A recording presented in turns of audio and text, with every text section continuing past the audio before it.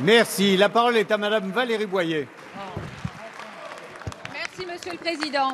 Cette question s'adresse à Madame la ministre de la Santé. Madame la ministre, je suis venue vous parler de la santé des femmes et des enfants et de l'avenir des sages-femmes. J'associe à mon propos l'ensemble de mes collègues UMP et en particulier Bérangère Poletti. Les revendications des sages-femmes ont été trop souvent caricaturées, et en premier lieu par vous, Madame la ministre, quand vous faites sciemment de la désinformation à leur égard. À l'occasion de la Journée internationale de la sage-femme, le collectif des sages-femmes a rappelé que la quasi-totalité des demandes formulées n'a pas été entendue. Pire encore, les négociations ont été interrompues alors que la majorité des maternités françaises continuent le mouvement de grève initié depuis plus de 7 mois. Les arguments que vous leur opposez n'ont jamais été recevables et ne doivent plus duper personne. Les sages-femmes ne demandent en aucun cas le statut de médecin, mais bien celui très différent de praticien hospitalier.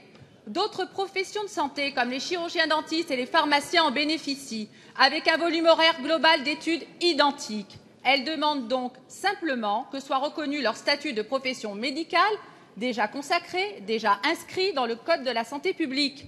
Ceci est justifié au point de vue de l'autonomie et de la responsabilité médico-légale du parcours universitaire. Et beaucoup a été fait sur les compétences entre 2007 et 2012. Prenez exemple sur l'école de maïeutique de Marseille, seule école universitaire de sages-femmes de France créée par l'éminent Yvon Berland il y a 4 ans et qui considère les sages-femmes sur le plan universitaire comme les dentistes ou les pharmaciens. Ça marche très bien. Et si ça marche sur le plan universitaire, pourquoi sur le plan hospitalier n'y aurait-il pas alors un traitement identique? C'est au ministère de la Santé de régler le problème du statut de praticien hospitalier. En effet, la profession est aujourd'hui unie et organisée. Il vous faut enfin l'écouter, Madame la ministre, au lieu de chercher sans cesse à la discréditer. Cessez de faire payer aux sages-femmes le fait d'être majoritairement des femmes. Madame la ministre, nous vous demandons une nouvelle fois, quand allez-vous entendre les sages-femmes? La parole est à Madame Marisol Touraine, ministre des Affaires sociales et de la Santé. Monsieur le Président, Mesdames et Messieurs les députés, Madame la députée Valérie Boyer, franchement, un peu de sens des responsabilités et un peu de maîtrise de la parole. Car qui a défendu la santé des femmes si ce n'est cette majorité, en permettant une meilleure prise en compte de la contraception et de l'avortement, alors que c'était contesté sur vos bancs?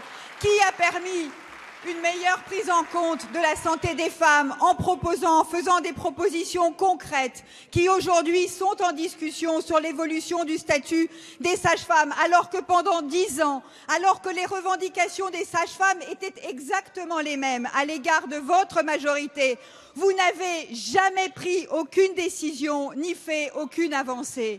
Avec le gouvernement, j'ai annoncé que le statut des sages-femmes allait être reconnu comme statut médical des sages-femmes des hôpitaux. La décision a été prise au terme d'une longue concertation et cette concertation aujourd'hui se poursuit sur la manière de mettre en œuvre ce statut et de répondre aux autres préoccupations des sages-femmes. En particulier, une négociation intervient en ce moment même, enfin ces jours-ci, sur la question de la revalorisation salariale des sages-femmes. Au-delà de l'enjeu de la place des sages-femmes à l'hôpital public, se pose celle d'une meilleure reconnaissance de leur statut et de leur rôle dans les soins de premier recours, aux côtés des professionnels de santé, et cela sera inscrit dans la loi de santé. Le temps, Madame la députée, est venu à la mise en œuvre rassemblés ensemble pour faire en sorte que les sages-femmes soient mieux reconnues. Le statut qui a été décidé sera mis en œuvre et permettra aux sages-femmes de voir leurs compétences médicales pleinement identifiées et pleinement reconnues. Je souhaite que vous n'attisiez pas les dissensions, mais que vous contribuiez au consensus et au rassemblement pour